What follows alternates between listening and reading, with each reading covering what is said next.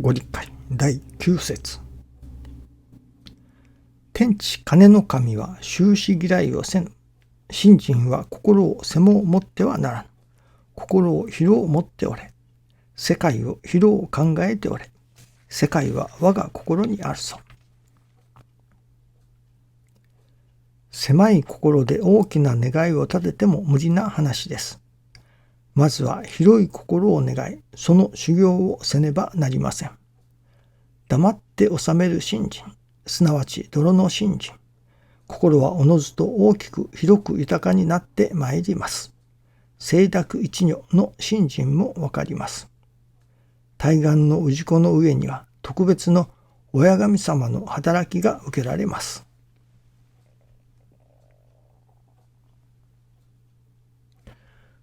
対岸の上には親神様の特別の働きが受けられます。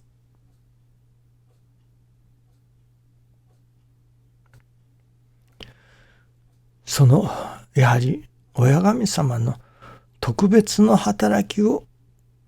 いただく、いやいただき続けられるような信心をさせていただかねばならないと思いますね。よく師匠が、商売人の方が、今日は雨が降っているからお客さんが少ないというようなことを言うけれども、そういうことはないよと。神様のおかげをいただけば、雨が降ろうが照ろうが、その時その時に応じて神様が人をお引き寄せくださるものだと。雨が降ったら雨が降ったでなければ来れないようなお客さんが来てくださるし、晴れたら晴れたで、晴れた時でなければ来れないようなお客さんをまた引き寄せてくださるものだというようなお話をしておられました。それからすると、新型コロナウイルスになった、さあコロナのパンデミックになったからお客さんが少なくなったということはないよと。神様のおかげをいただけば、ご信心させていただいておれば、パンデミックになったらなったで、またその時でなければ、その何というのでしょうかね、いただけないような縁がまたできてくるものだと。確かにこの1年ほど経ちましたが、今まで以上に売り上げを伸ばしているという会社がありますね。売り上げが減ったという会社もあれば、今まで以上に売り上げが上がっているという会社もあるわけですね。神様のおかげをいただいていきさえすれば、たとえどういう中にあっても立ち行きのおかげをくださる。そこを信じれるかどうかということではないでしょうかね。そしてそういう信じることができる神様にご縁をいただいておるかどうかということが大切だと思いますね。困った時の神頼みということを申します。何かこれはあまりいい意味では用いられませんけれども、その困った時に神頼みができれるような神様にご縁をいただいているということ、困った時におすがりする神様をいただいているということは、これは何にも増してありがたいことですね。先日おばが不慮のお国替えでしたけれども、どうも農薬を飲んでいたりとか、あれはリストカットというのですか、そういうのがあったりとか、そちらの線もなきにしもあらずというようなところらしいですね。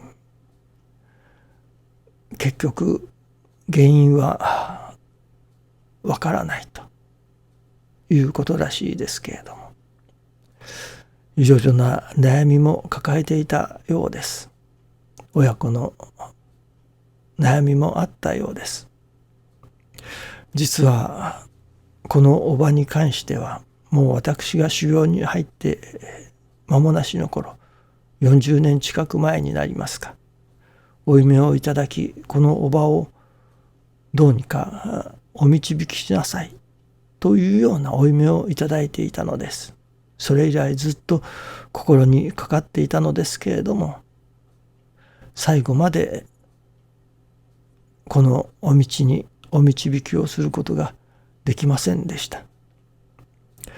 結局おばはすがるべき神様を持っていなかったのですね。縁がなかったのですね。困った時の神頼みをするその神様、頼む神様がとうとう縁がなかったということになりますね。これは一つは私の責任になるのかもしれません。私もよくは分かりません。少なくとも私は師匠にご縁をいただいた。何かあったら師匠にお願いし、お届けし、お取り次ぎをしていただけば、万事うまくしてくださる。うまくおかげ、それがどういうおかげかは分かりませんけれども、初代親先生が万事うまく取り計らってくださる。だから何かあった時はこの初代親先生にお願いしさえすればもう大丈夫だといったようなすがるべきものがありましたね。不安心配はここお広前に置いて帰りなさいと言われるその親先生をいただいておったということ、これがまず一番の幸せではないでしょうかね。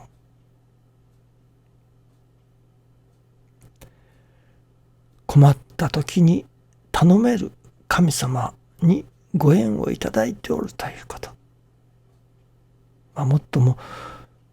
それだけではいけませんから、そこからいよいよ信心の稽古をさせていただき、親先生がおられなくとも安心だというような、何というのでしょうか、いわゆる成り行き任せの安心、神様任せになるその安心というものをだんだんにいただいていかねばなりませんけれども、まずは困った時の神頼みの、困った時に頼れる、すがっていけれる神様にご縁をいただくということ、またそのまさかの時に頼れる神様にご縁をいただいているということ、これが一番のありがたいことではないでしょうかね。どうぞよろしくお願いいたします。ありがとうございます。